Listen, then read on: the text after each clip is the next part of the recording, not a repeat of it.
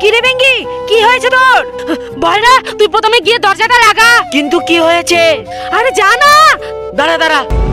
কিন্তু তার আগে বাংলাদেশি হলে সাবস্ক্রাইব করো, ইন্ডিয়ান হলে লাইক করো। আমি বাংলাদেশি তাই আমি সাবস্ক্রাইব করলাম, আর তুমি তোমার দেশের পতাকাটি কমেন্ট বক্সে দিয়ে দিও। এবার বল কি হয়েছে?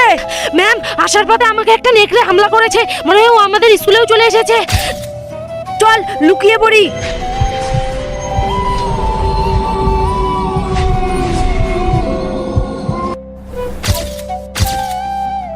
বেঙ্গি, তোর এখানে কি হয়েছে? আরে ম্যাম কিছু না তো।